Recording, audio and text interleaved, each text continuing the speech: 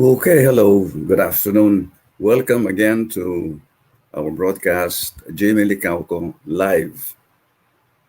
And we are going to talk about a subject which has been studied for 20 years in a scientific organization for 20 years.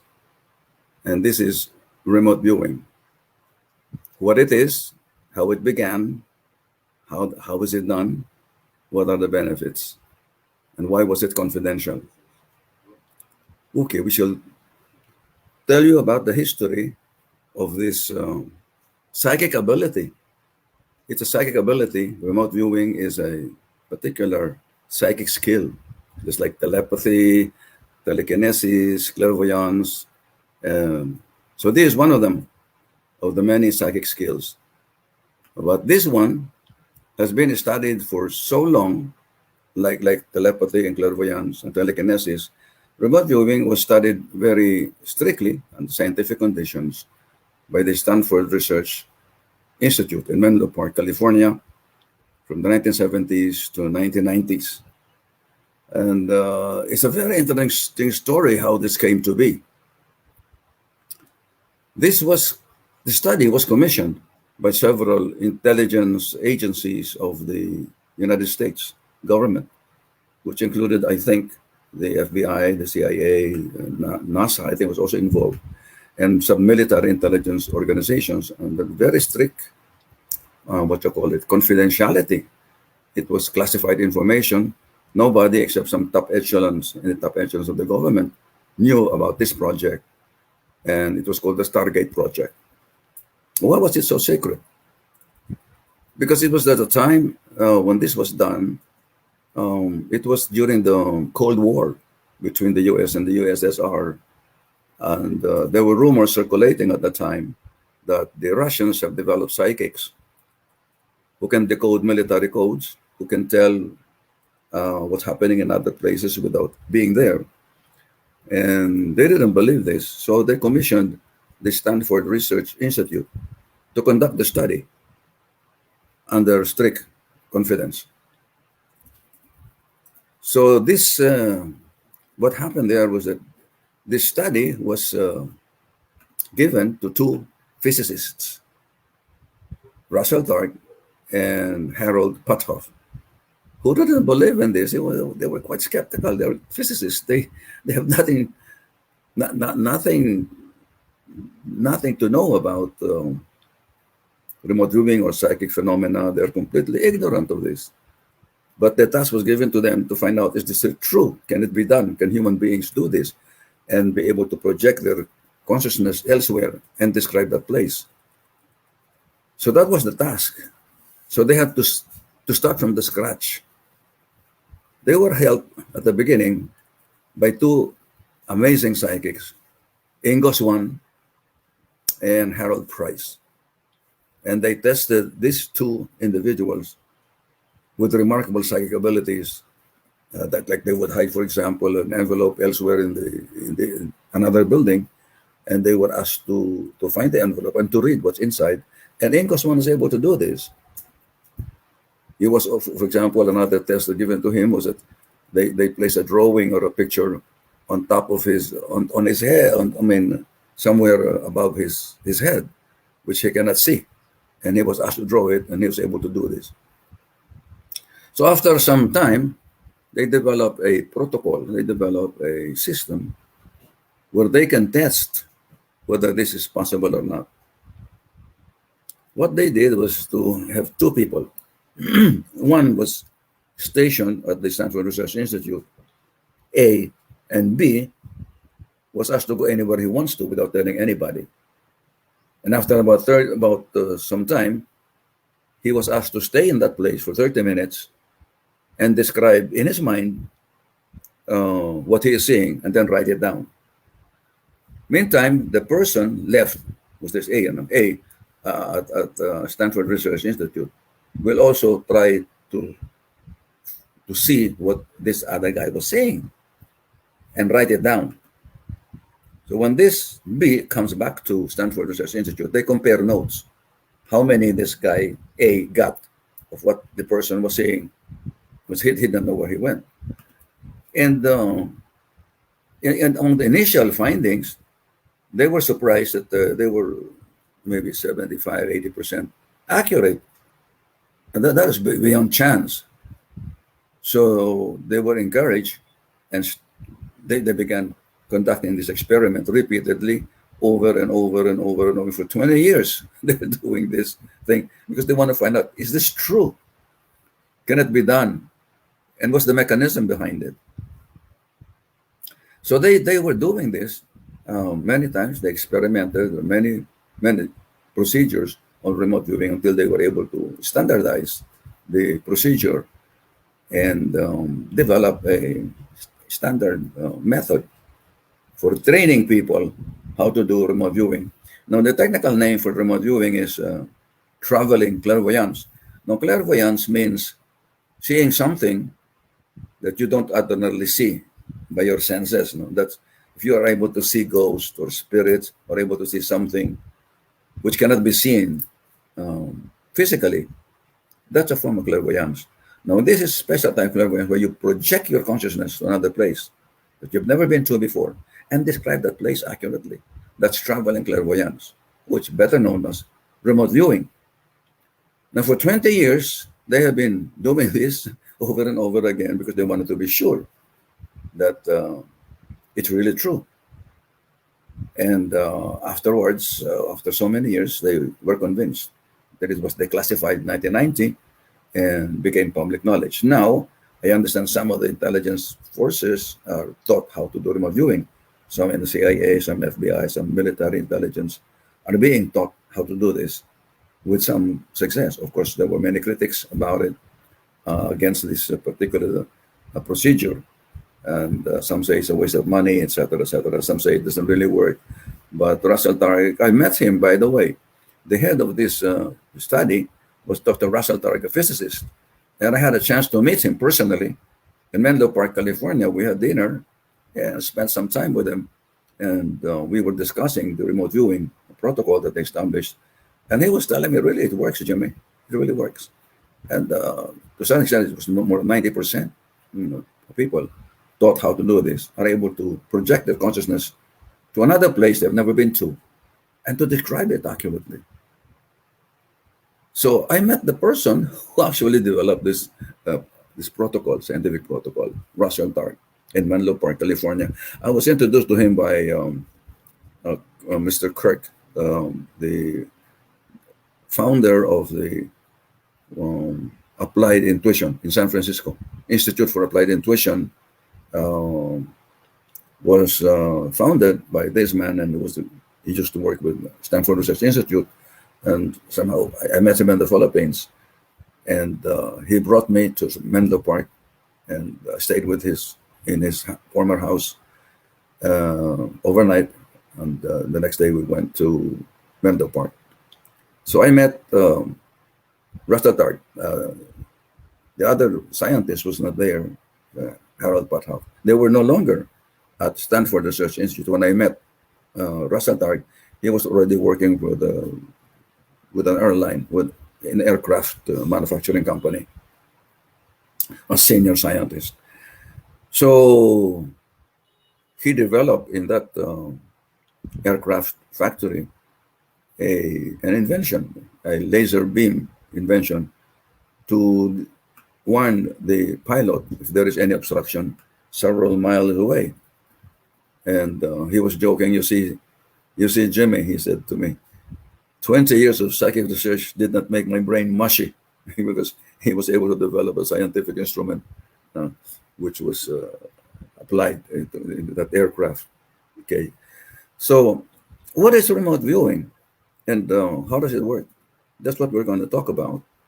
And my plan is to offer this as another seminar, but later on, maybe later this June. And how does it, what is its use? And who can do this? Anybody. That's what we found out. When I started doing this in 1988, all that, I was getting very high percentage of people succeeding in doing this. 90% to 95% of people are able to do remote viewing. First time they do it. If they follow the instructions given to them, and that's the key.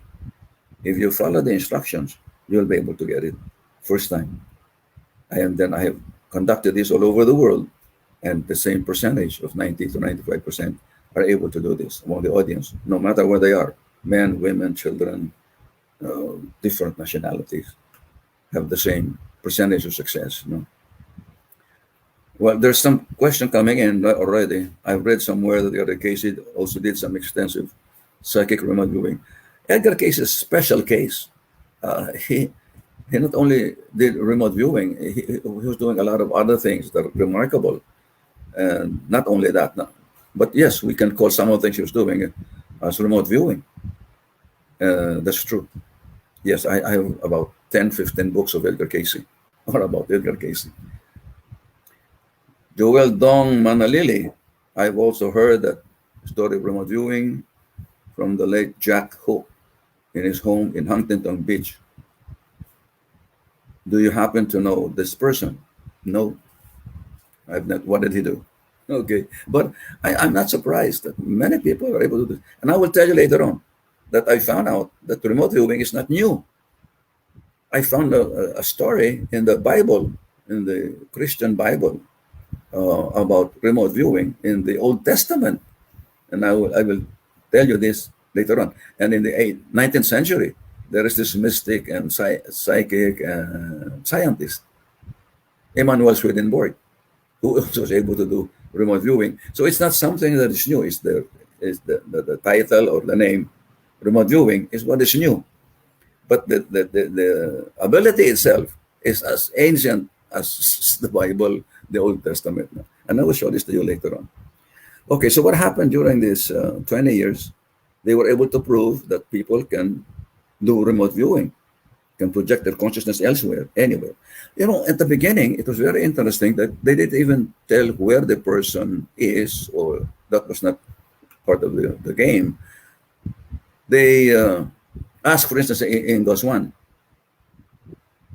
they gave him only the, what do you call it, the coordinates of longitude and latitude of a place. And Ingosman asked, what is in that place?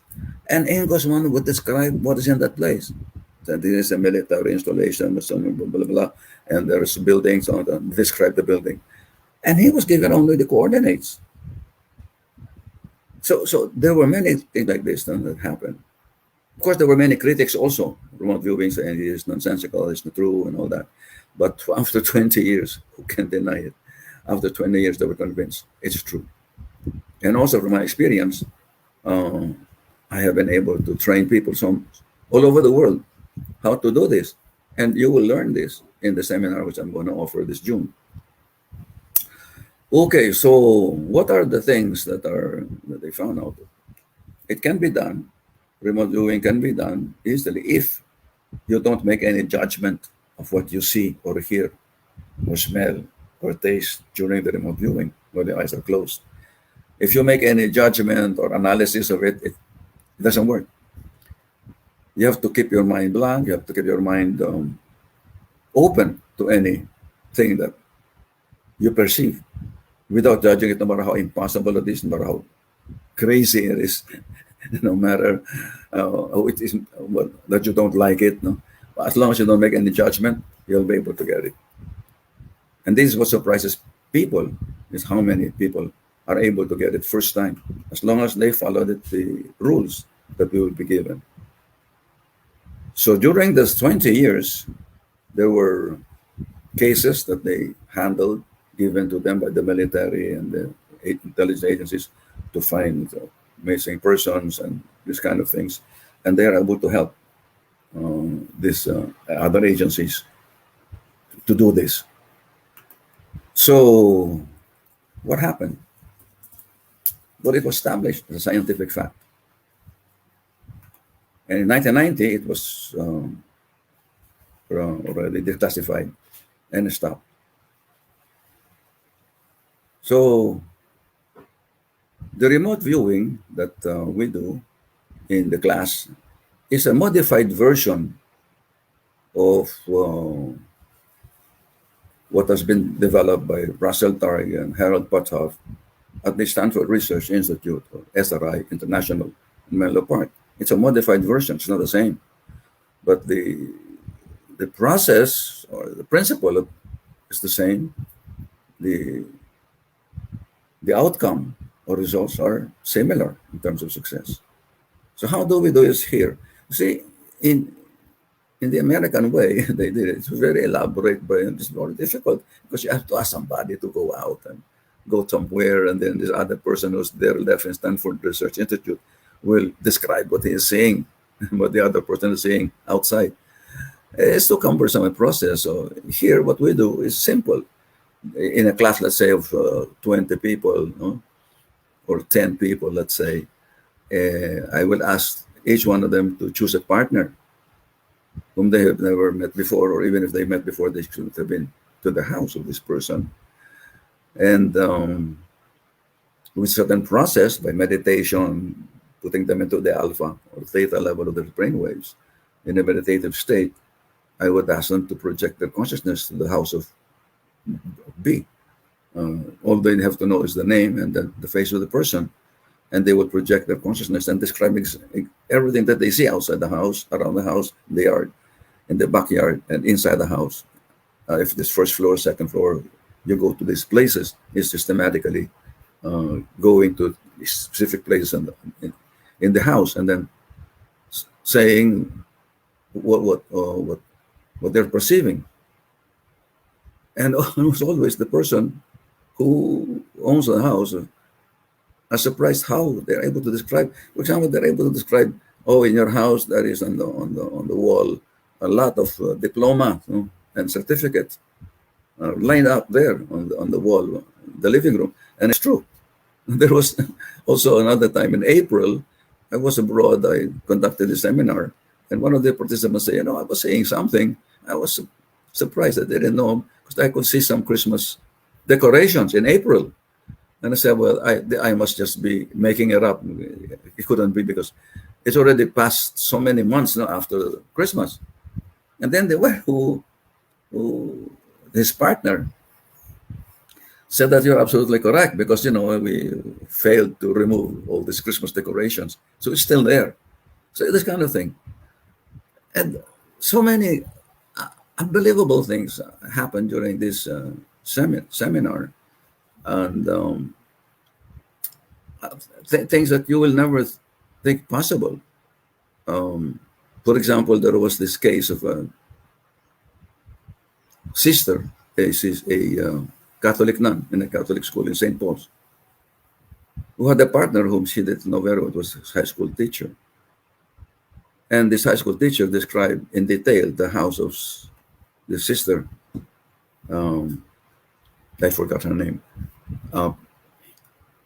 In detail, describe in detail how the house looks like, what is in there, etc. And what was surprising is that house that she was describing did not exist anymore. And the nun said this house was burned 4 years before, and there was a new house on that place. But she described the one that was burned.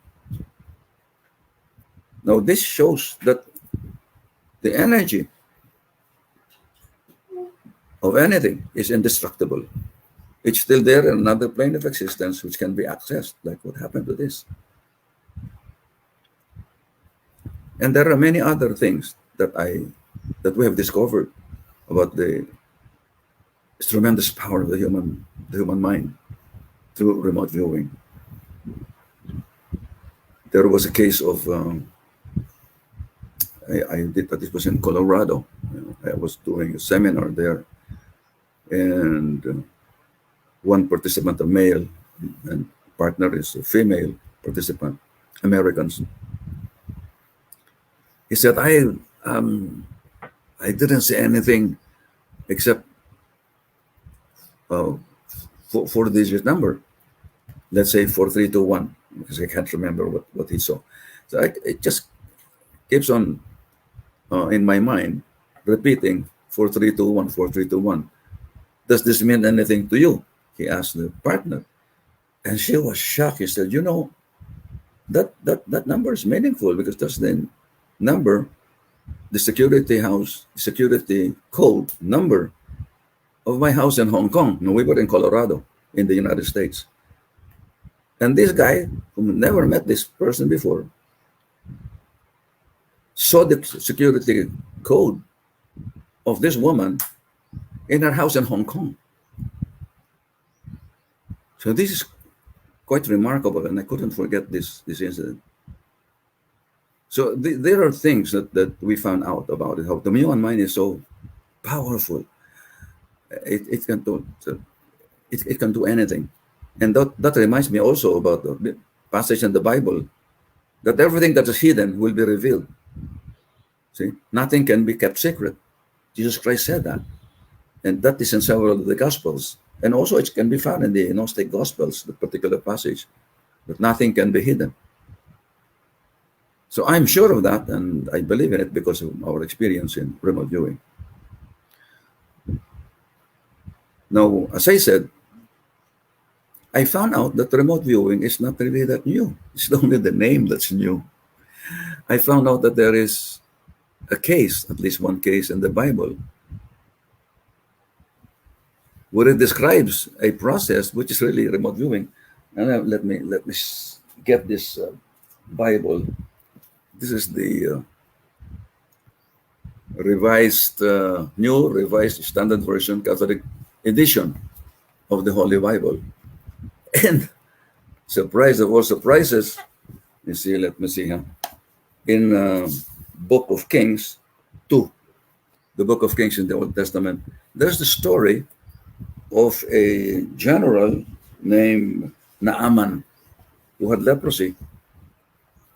And he was told to go to this place of Elisha, the prophet, and to cure him.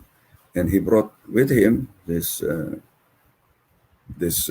Naaman brought all treasures, like many clothing, silver, name it. No, and he said, "I will give all these treasures, no, or half of my treasure to anyone who can cure me." So he went to this place where Elisha was, and Elisha just said, all you have to do is to swim or to wash yourself 7 times in the Jordan River, and you'll get cured. So he was a little bit disappointed. He said, I traveled all this way, all this much, and only to be told to wash myself 7 times. So he didn't want to do it. He was very angry. He thought he was just being fooled by this prophet, Elisha. But one of his servants said, "Master, what don't you do? What does you do? He's asked you to do. He does not ask you to do sacrifices, to do something very difficult. He just ask you to wash yourself. So why don't you do this? Why don't you try?" So Naaman complied with it and started to wash himself 7 times. And on the 7th time, his leprosy is completely gone. And so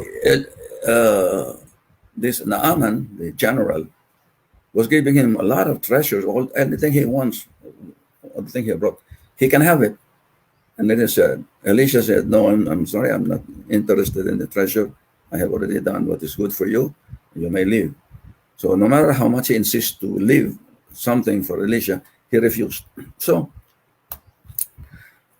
he was leaving already. He said goodbye, and he was already far from the place when this Elisha has a servant named Gehazi, who was very greedy.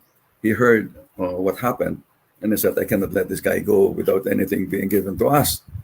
So he followed Naaman out the house, and malayo na sila, they're far, and lied to this person, this general, and said that my master has visitors who need money and clothing and silver and all that, and could you give it to us? I can give it to them. And so very generously, Naaman gave a lot of treasures, and then he left. So Jesse went back home, and Elisha saw him and said, "Where have you been?" And Ghazi lied again and said, I didn't go anywhere. I didn't leave the house. And then he said, didn't I not go with you in spirit?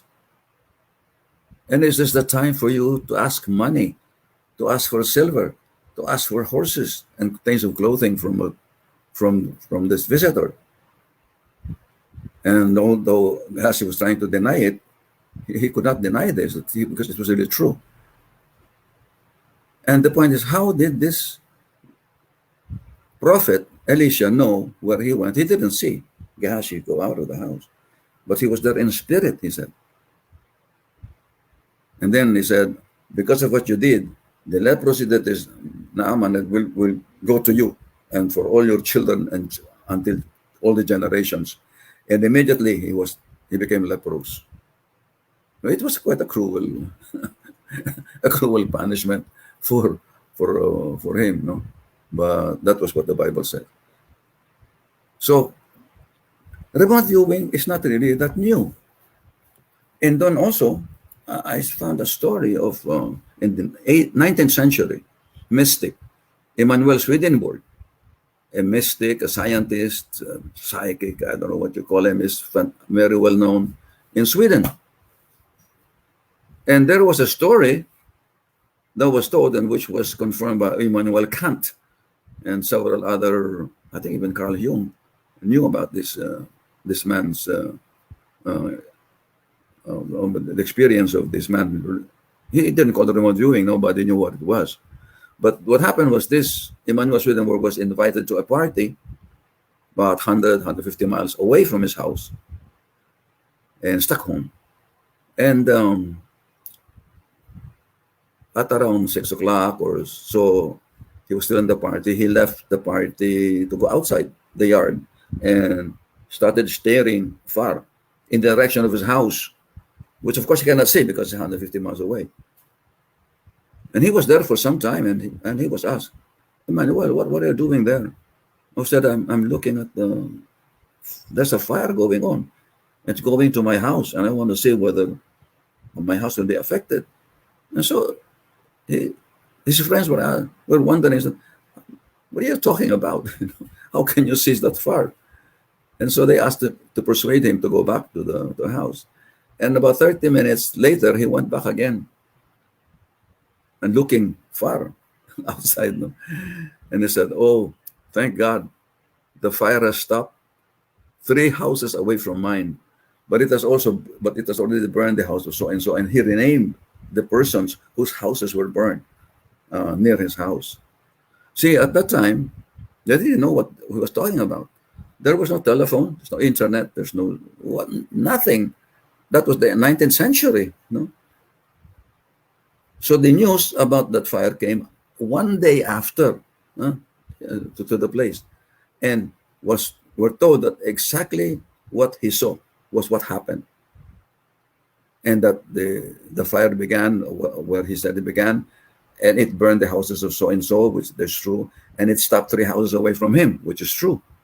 So people were wondering, how the heck did this man know what was happening so many hundreds of miles away from him? That is remote viewing. But of course, it wasn't called that. And as I said, this has been confirmed by Immanuel Kant and some other famous people that it really happened to Swedenborg. So it's nothing new. And we can teach you how to do this if you're interested. And we're going to offer some seminars this June. We have no schedule. What is our schedule for next month? I'm just waiting for the schedule. We're going to have scheduled seminar on self-healing through visualization. And what else? Telepathy. We're going to offer telepathy again. And then instead of soulmates, karma, and reincarnation, we most likely will be offering remote viewing for those who are interested. It's a 2-hour program. See, this month, join our Zoom online seminar or classes on self-healing, visualization, and telepathy and remote viewing. So when is our, do you have the schedule? I'm waiting for the schedule. And but in the meantime, you can call our numbers 8810 Okay ba yun?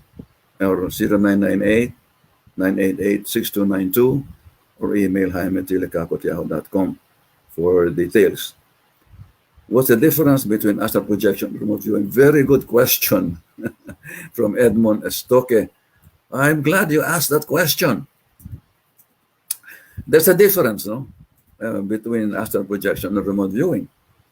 And unfortunately, people mistake this because there was this priest from a university who was doing this type of exercise, and he calls it astral projection or astral travel.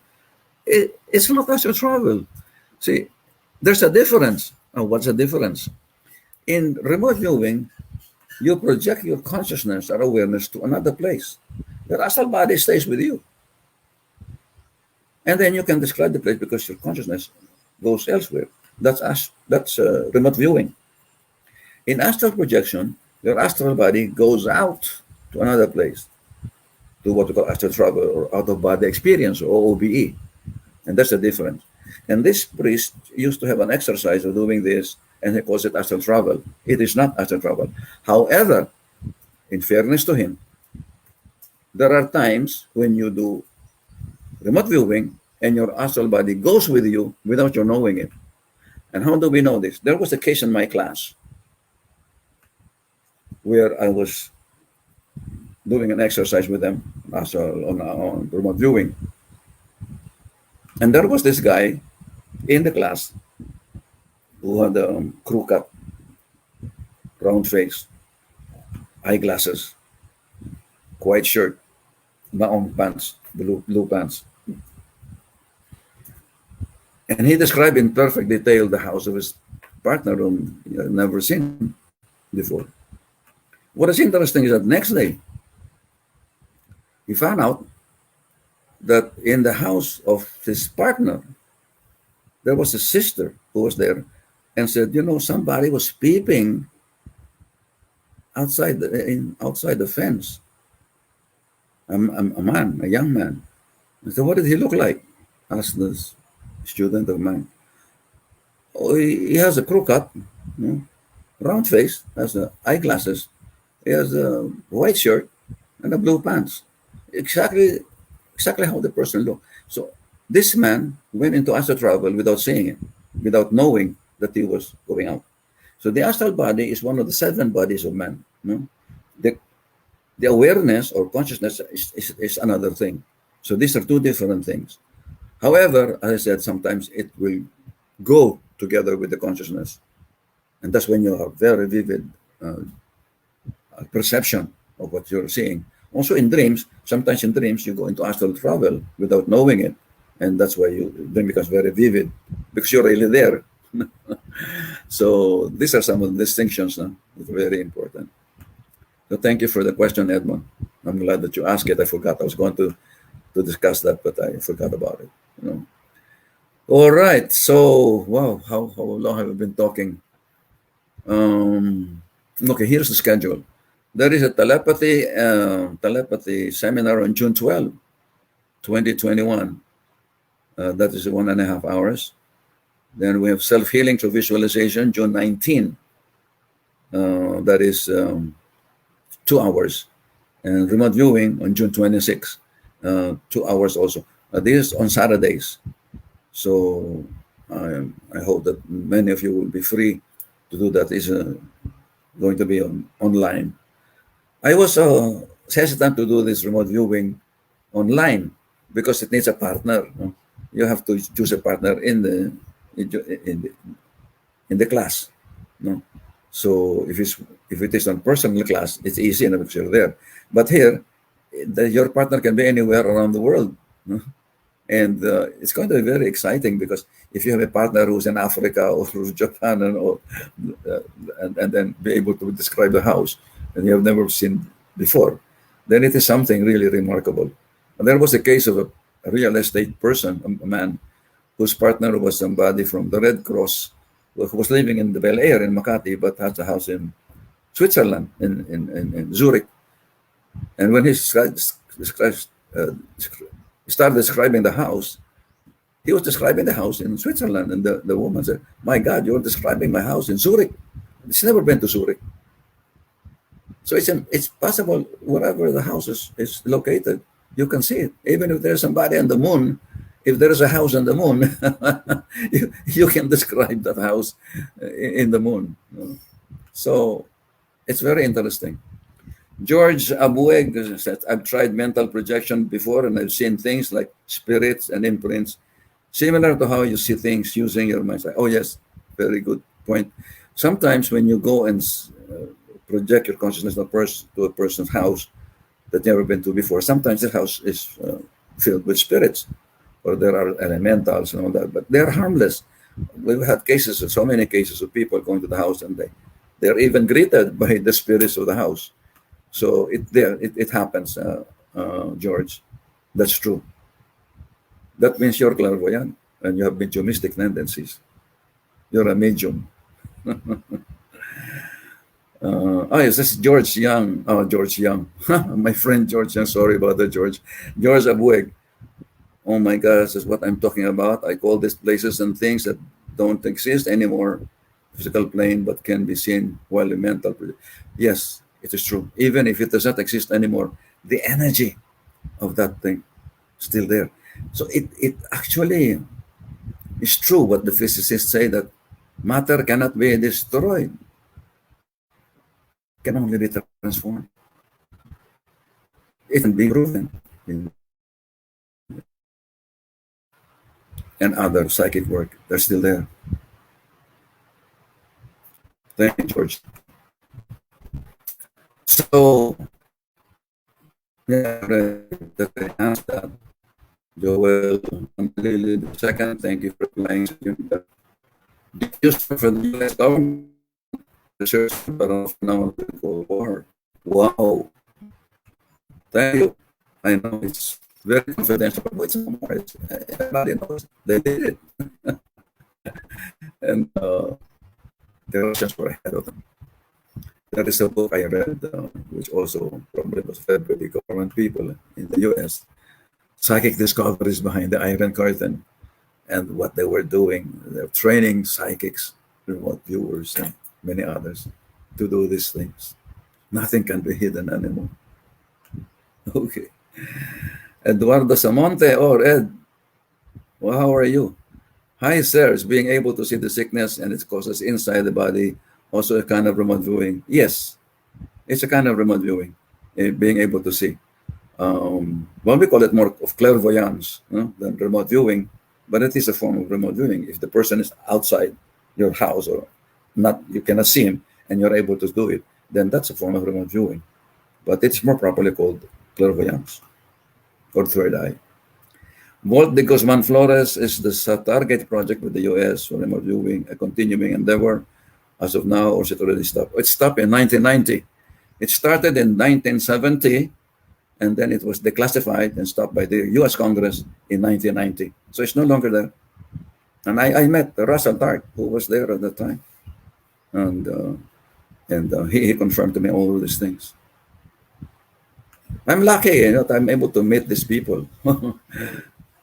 Okay, Tonette Rosal, I've taken this at the Academy of Reviewing and Remote Influencing with Gerard Donald. It was a great course, and have remote viewed and saw that the Abrahamic God is actually a Draco from the Orion star system. Fantastic. I believe this, Tonette, and you're very lucky to be able to do this remote viewing. So this must have been done in the US. Because here, I don't know anybody teaching this except me, and it's in a modified version. And what you studied there is more elaborate, more difficult to do than what we are doing here in the Philippines. But it's the same thing. In fact, Rasta Tar was very impressed when he asked me, "So how long do you train them?" I said, "Oh, about an hour or so. They're able to do it." "And what's your rate of success?" Rasta Tar asked me. I said, "Well, 90%, 95%." And he laughed. And I said, "Jimmy, we know two secrets." And I said, "What's that?" "Well, the secret is people think that remote viewing is or psychic power is rare and it is difficult to teach, and it takes long to teach. We know that it is not true, that it is inherent in every person, and that's easy to teach, and success rate is very high. So we were actually getting the same results as those people who are doing this the more difficult way in the US. And by the way, there are two scientists who have adopted the method that we teach here, that I teach here, Canada. Um, his name is Dr. Licauco, a psychologist in Canada.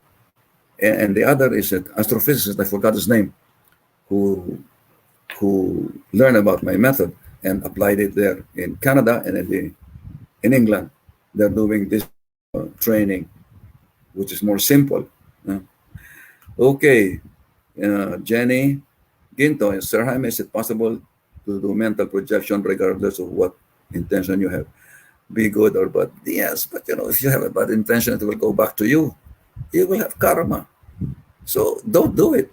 If you have a bad intention of harming people or doing it for prevention, it's not worth it, because you're gonna pay for it either in this lifetime or in another lifetime. You cannot escape the karmic law.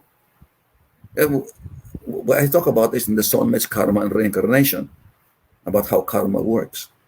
But I don't know whether we can still hold it in this June, this soulmates, karma, reincarnation. But if you're interested, probably we'll do it sometime later.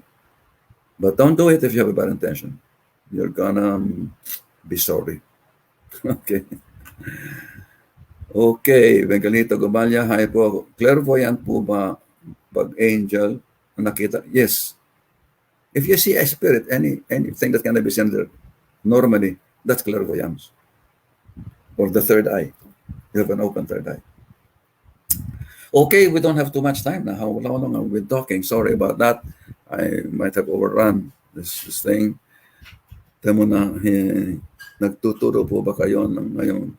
Miguelito Gubalya, yes, through Zoom, through through the internet. I don't do it on personal anymore because of the COVID. I'm afraid to go out, And here with the internet, I can have the world is my market. I have had participants in Japan, in Denmark, US, Singapore, Saudi Arabia, or United Arab Emirates, Australia, which I never could have before. So, yes, I'm teaching that on the internet. Watch out for our announcement. Okay, Fermeco, wow, nice to watch you this now, just in time. I got some of your books. Your books serve as my wake-up key to my spiritual journey, my chance to say thank you. Thank you. Very welcome, Fair, and thank you. Of course.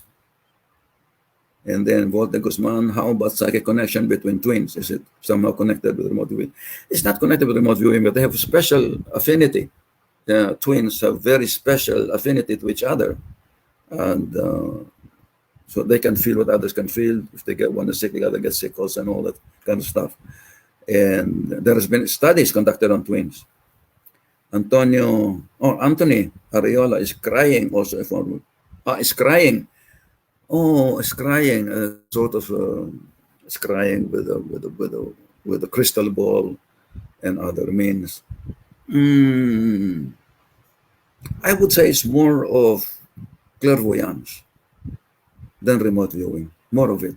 But there's similarity. There is a connection between the two. So it doesn't matter what you call it.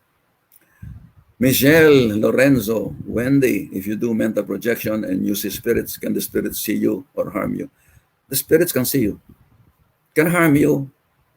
If they are negative, they probably can, but if you don't, if you're strong and ward them off when you see them. Usually when you see them in that manner, they're not harmful. Many of my students who have seen spirits in remote viewing, they're not menacing.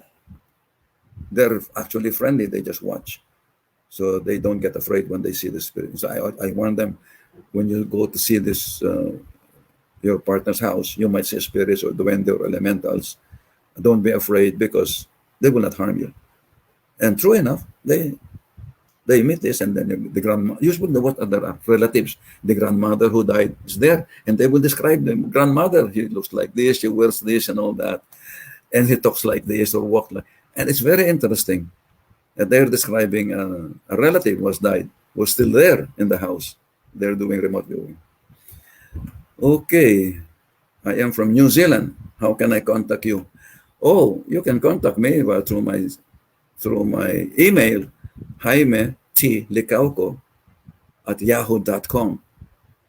We can flash this now. Can you that? Jaime T. Licauco at yahoo.com.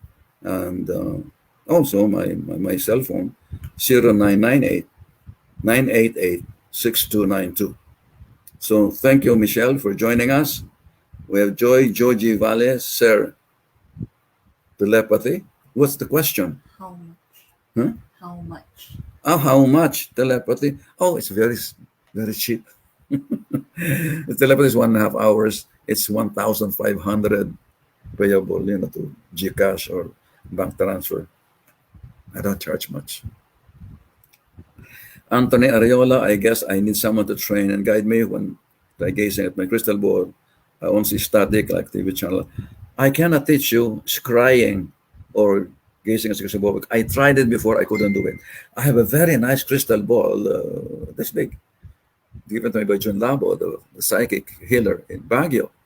A beautiful crystal, pure, without any intrusions or inclusions. I've tried several times to see things. I don't see anything. I think it's kind of talent. Now, there are some people who are very good at it. And there are some people who maybe have another technique, not that, to be able to see things. Okay. All right. So it's already time for me to say goodbye again. And there is Ellen Pancho watching from Doha, Qatar. You see that in the Middle East. Thank you for watching. Tata Estras Fernandez, is it late to have elemental friends? Nope, never too late. They're there all the time. Oh, is it safe to have elemental friends? Depends on the kind of elementals. There are some negative ones. But if they're positive, it's very good to have one. They sometimes even give you money or fortune, So, but then there are some bad ones too. So be careful with it. Okay, so thank you so much for watching. And I hope to see you in one of my seminars. This is Jimmy Licauco signing off for now.